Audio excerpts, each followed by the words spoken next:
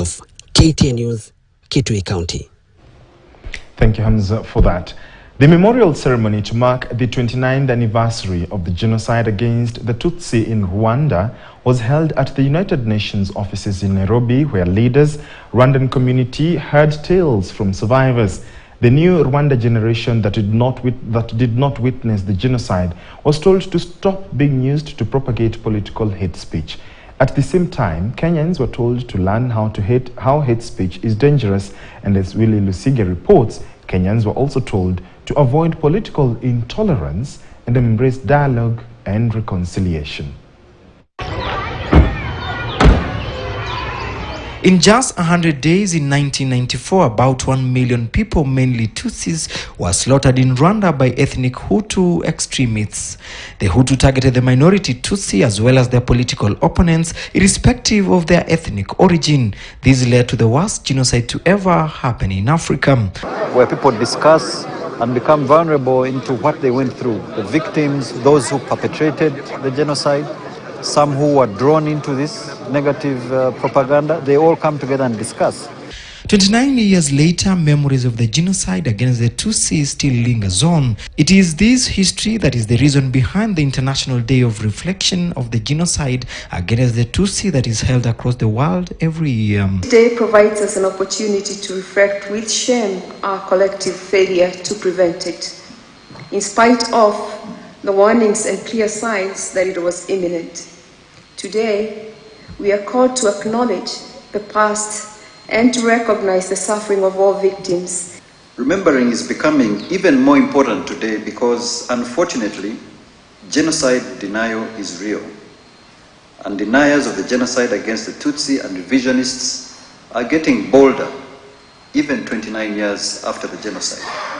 Here in Kenya, the Rwandan Embassy and the United Nations commemorated the 1994 genocide against the Tutsi at the UN headquarters in Gigiri, Nairobi. Those who spoke calling on Rwanda genocide perpetrators to accept mistakes they did as a way of the healing process and avoid a recurrence of the heinous acts. The demography in Rwanda should be the same in Kenya, where almost 70% are the youth and who have no memory of the atrocities that took place in 1994. So our role as government, and not only as government, but also you as the media or the fourth estate, is to make sure that we tell the youth, these are the facts. This is what happened. This is what bad leadership leads to. This is what ethnicity does. Seen discussions about the youth and how they are building resilience from the survivors, from the ones who passed on. So we are building on everything, their dreams, what they had built on. Many who witnessed the genocide told their stories while shedding tears. Musa wrote to us all to say the following, and now I'm quoting from his message. In deepest sorrow, I announce to all the death of my family that occurred on June the 10th, 1994. The family has been massacred by the Interahamwe. And learning lessons for Kenyans.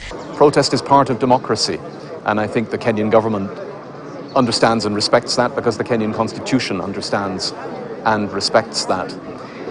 And it can teach us incredible lessons about cohesion, about coming together as societies, about making a place for everybody, making a place for majorities and minorities of all kinds, about the importance of inclusion, about the importance of equal rights.